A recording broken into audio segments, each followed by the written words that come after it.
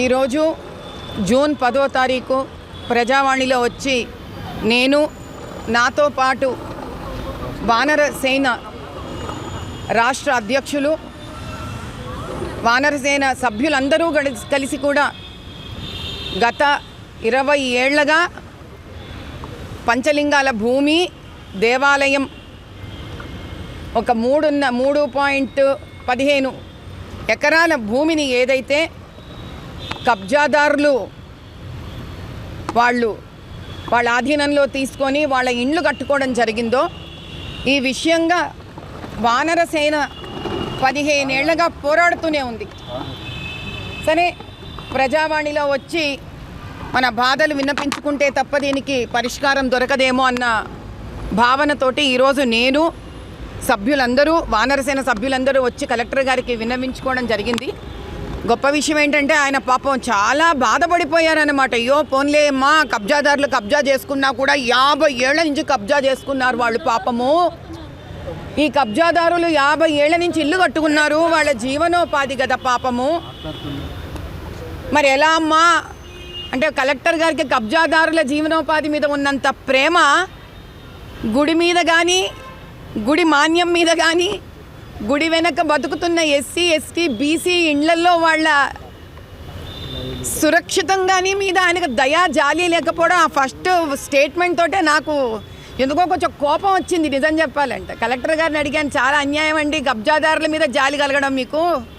50 ఏళ్ల నుంచి వాళ్ళు కబ్జాలు చేశారు, అప్పటి నుంచే ఉందని ఆయన ఒప్పుకోవడం చాలా బాగుంది. ఇక చప్పట్లు కొడదాం. 50 ఏళ్ల నుంచి కబ్జాదారులు కబ్జాలు కొడుతున్నారు, కలెక్టర్ గారు ఒప్పేసుకున్నారు.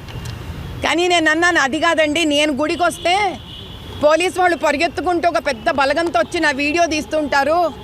ఇప్పుడు కన్స్ట్రక్షన్ అవుతోంది కదండి, మరి ఇది 50 ఏళ్ళది కాదు కదా. కుడి పక్కన 10 ఏళ్ల నుంచే కన్స్ట్రక్షన్ అయిపోయిన బిల్డింగ్లు, మరి అవి 50 ఏళ్ళవి కాదు కదా. పోనీ ఓ పని చేద్దాము, 50 ఏళ్ల క్రితం ఎన్ని బిల్డింగులు కట్టారు, 40 ఏళ్ల క్రితం ఎన్ని బిల్డింగులు కట్టారు, 30 ఏళ్ల క్రితం ఎన్ని బిల్డింగులు కట్టారు, 20 ఏళ్ల క్రితం ఎన్ని బిల్డింగులు కట్టారు, 10 ఏళ్ల క్రితం ఎన్ని బిల్డింగులు కట్టారు, ఈరోజు ఎన్ని బిల్డింగులు కట్టారు. ముందు పేపర్ మీద రాసేసుకుందాంగా. ఆయన బాధ 50 ఏళ్ల బిల్డింగులు కదా, 40 ఏళ్ల బిల్డింగులు, 30 ఏళ్ల బిల్డింగులు, 20 ఏళ్ల బిల్డింగులు, 10 ఏళ్ల బిల్డింగులు కదా, అవి కూడా ఒట్టిచ్చేసేయండి. ఈ బాధ ఉంది. కానీ వెనక ఇదే గుడి, పంచలింగాల గుడి వెనకాల 100 కుటుంబాలు ఉన్న ఎస్సీ ఎస్టీ బీసీలవి. ఆ కుటుంబాలకి ఇంటికి దౌర్జన్యంగా వచ్చి మాఫియాలు వచ్చి వాళ్ళ ఇళ్ళు కూలగొట్టి వాళ్ళని బెదిరించి తరిమేశారు. మరి అప్పుడే ఎక్కడికి వెళ్ళిపోయారు? వాళ్ళ జీవనాధారం కదా వీళ్ళకి. నేను ఒకటే అడిగాను, నేను పేపర్ మీద ఇవన్నీ మాటలు కాదండి, మీరు మాతో చెప్పడం, మీరు వెళ్ళిపోవడం, ఇవన్నీ చాలా రెగ్యులర్గా అలవాటైపోయిన విషయాలు. నాకు పేపర్ మీద డేట్ రాసి ఇవ్వండి ప్రజావాణిలో, నేను మళ్ళీ వచ్చి అడుగుతాను. ఆ రోజున అడిగాను. 3 వారాలకు ఒక డేట్ వేశాడు ఆయన. ఏం డేటో చెక్ చేయండి. అది 3 వీక్స్ ఫ్రమ్ టుడే, ఈ రోజు నుంచి 3 వారాలు. అంటే 3 వారాలని రాశారుగా.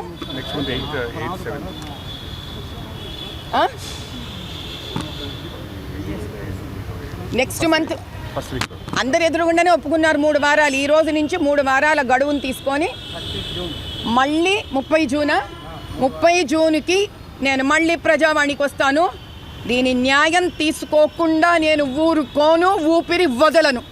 జై బోలో సియావర రామచంద్ర కి జై, బోలో భారత్ మాతా కి.